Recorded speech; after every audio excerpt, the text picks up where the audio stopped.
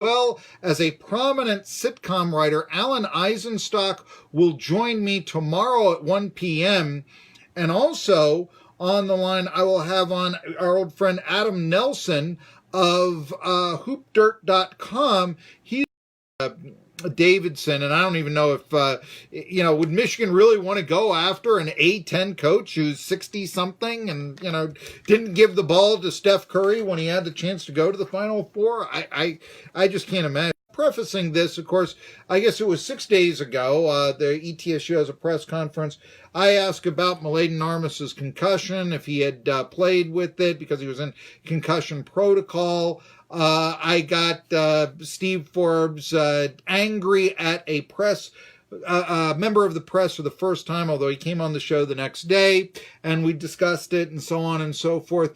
I don't know. I mean, I got a lot of feedback. Certainly it was the story of the day here in the Tri-Cities, that question that I asked and all this, but around Southern Conference.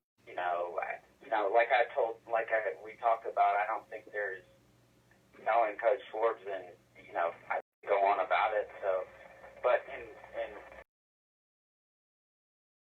any, fallout or anything from the question or, what people would say, I just think they were, number one. So, other than the shock factor, I don't think there was anything to it as far as, it going beyond that. Well, I'll just say that the question was not out of line. I have been told that by many members of the media, asking about Mladen Armus's concussion. Look, I mean, we know this. He was out on the court at the end of the ball game. Then he's got concussion protocol. And Forbes' own answer, he says after the game, Armus was cuckoo for Cocoa Puffs. Hey, could it be that he was on the court with a concussion? Could this be why he is transferring? I mean, you tell me. All I know is that I've gotten a lot of support. A lot of people, you say it was shocking. I think that is perhaps true, and it is a bad thing that it was shocking because around here, those tough questions have not been asked. I say it all the time. Around here, so many view their job as an extension of the public relations department and not as being a journalist trying to get the truth, and for that matter, trying to protect the interests of the people that they are covering, which is the latter is what certainly I try to do. And anyway, hey, got me a lot of notoriety and a lot of attention that I wouldn't have otherwise, so it's all good as far as I'm concerned and such. As we look forward here, and we're discussing something, let's move to the Southern Conference Commissioner. I know a week ago I had Jay Santos on the show, and he said, hey, here's a candidate to look for. Matt Doherty, the old basketball coach at North Carolina. He's now working in administration in the A-10 conference. This is a guy that we've heard. Okay, Matt Doherty, SoCon commissioner. Wouldn't be the first time that a former coach was the commissioner. I remember Paul Davis was he was a SoCon commissioner back in the 80s and the 90s. Kicked out Davidson for a period of time, as a matter of fact. Tell me a little bit, Doherty, have you heard any other names that we might consider to be the SoCon commissioner? Not as of yet, but I think Matt Doherty is certainly an interesting, selection because, I keep going back to this, but with the league having such an emphasis on basketball now because of its success, and even Coach Forbes, I think, alluded to the fact that, he had hoped that the next hire would have some kind of hoops acumen, so to speak. I think that'd be a pretty smart hire. I mean, Matt Doherty obviously knows the game. Dave Odom was actually a consultant for the league. I wonder if they would look to somebody like that again. I think he was a consultant for the league's officiating, maybe. I'm not sure on that, but I'm pretty sure he was a consultant with the Southern Conference, and Southern Conference basketball specifically. And so it'd be interesting to see if, they might look in a direction like that. Obviously, I don't think this would be a bad hire as a commissioner. It'd be somebody like Bob Hoffman from Mercer. Not sure what he's going to do with the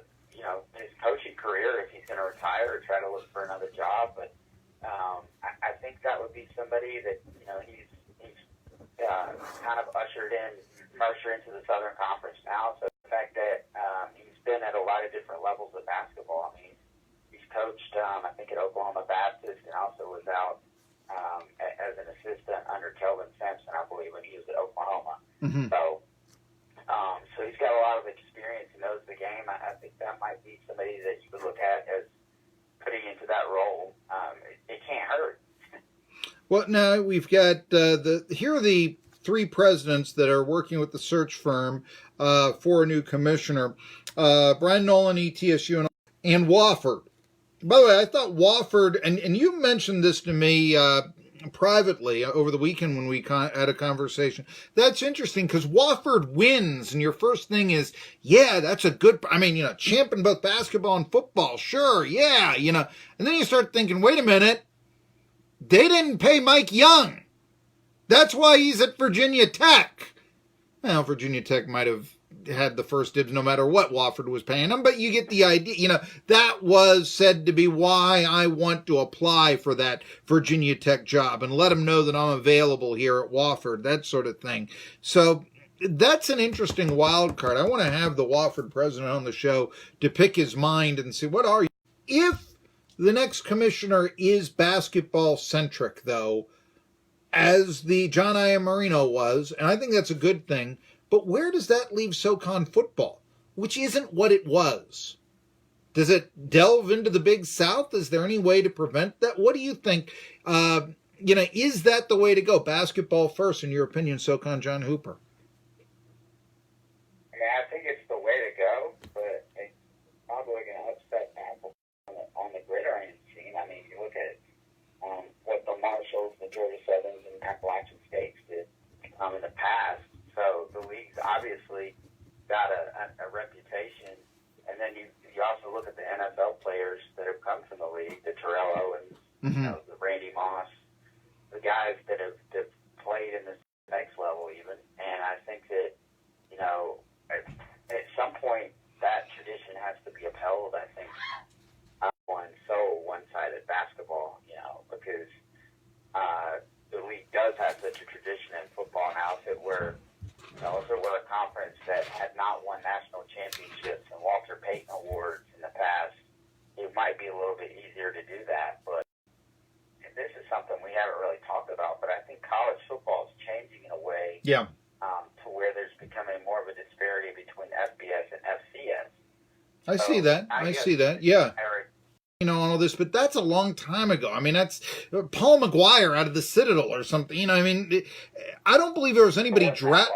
It was 20 years ago, okay? What I'm getting to is that I don't believe, was there anyone drafted out of the SoCon this past year? You mentioned FCS. I believe there were only a handful of players drafted by the NFL. I saw one, and so I just wonder if, this league, or for that matter, FCS football, can play on a level that we once knew it to be. Now, I've only got a minute left, so I want to just say this here. One player, though, that may have taken a step to be a pro football player was Devin Hodges, Tennessee backup quarterback. And I mention this because the Steelers then cut Brogan Robach, who had previously played at Eastern Michigan, was with the Browns camp last year. They got 5 quarterbacks. They got Roethlisberger, who's not going anywhere, Josh Dobbs, Mason Rudolph, and then a couple of free agents in Devin Hodges and Keller Christ. I think it's still a long shot at Hodges or Christ makes the team, but Hodges making a Steelers in 20 seconds. There's some hope, but obviously I don't think it's going to be with the Pittsburgh Steelers. Couldn't he catch on with someone else? Certainly. I know he worked out with the New York Giants, so we'll see what happens, but I don't think there's much of the future probably in Pittsburgh. Wouldn't be the first guy that got cut somewhere else and picked up if it does.